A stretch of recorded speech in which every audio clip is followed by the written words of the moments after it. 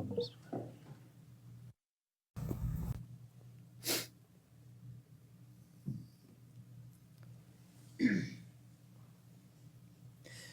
الله الرحمن الرحيم الحمد لله والصلاة والسلام على سيدنا رسول الله وعلى آله وصحبه ومن والاه وبعد. فقال الإمام النووي رحمه الله تعالى: وعن أبي عمارة البراء بن عازب رضي الله عنهما قال: أمرنا رسول الله صلى الله عليه وسلم بسبع ونهانا عن سبع.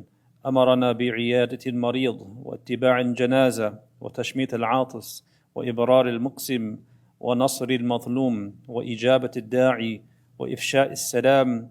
ونهانا عن خواتيم أو تختم بالذهب وعن شرب بالفضة وعن المياثر الحمر وعن القسي وعن لبس الحرير والاستبرق والديباج. متفق عليه. وفي رواية: وإنشاد الضالة في السبع الأول. This is hadith number 239 in the chapter, and this comes from Abu Umara al-Bara ibn Azib radiyallahu anhu, who relates that, he says that the Messenger of Allah sallallahu alaihi wasallam ordered us with 7 things and prohibited us from 7 things. So there's some repetition here in comparison to the previous 2 hadith that we read last night. So of these 7 that he ordered us with, he says, number 1, to visit the sick, to attend the janazah, to say yarhamakullah to the one who sneezes and praises Allah.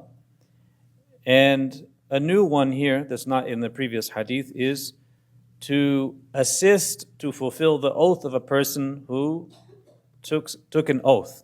And Ibrar al-Muqsim is the one who, if they say to you, by Allah, you must do XYZ.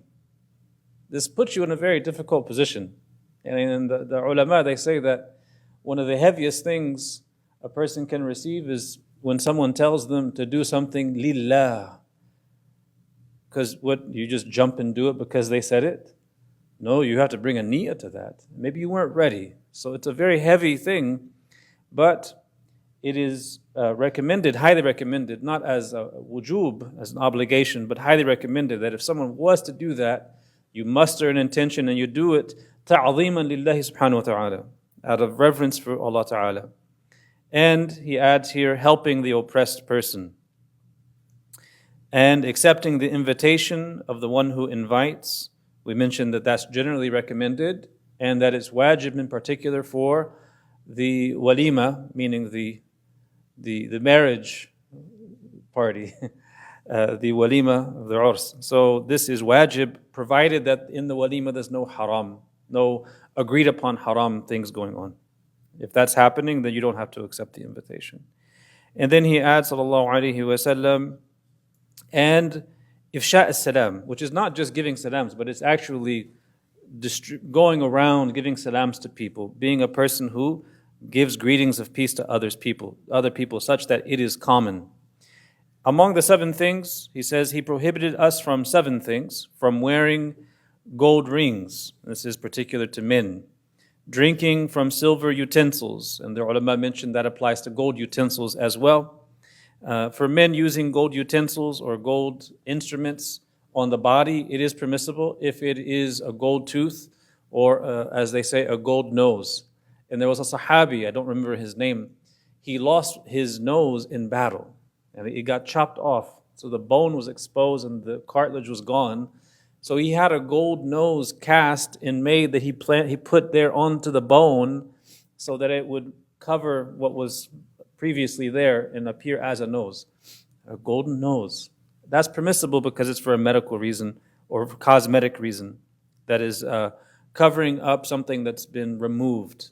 So a gold tooth or a gold nose would be fine, and hopefully no one will ever need a gold nose. If you need a gold tooth, you can get a porcelain one if you want to avoid this. Drinking from silver utensils or gold. Sitting on red silken saddles. And here the prohibition is not pertaining to red only. It's anything that's of silk. Wearing a qasi, which is a type of garment that is mixed with silk, such that silk is dominant, that was prevalent at the time, and wearing pure silk, brocade and silk brocade. And this is, of course, pertaining to men.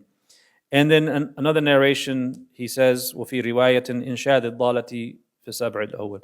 Another narration adds to these 7, announcing a lost item, i.e. in the masjid. So if a person is in the masjid, the house of Allah Ta'ala, one of the khasa'is of the masajid is that it has a hurma where you are not to announce for lost property or lost items in the masjid.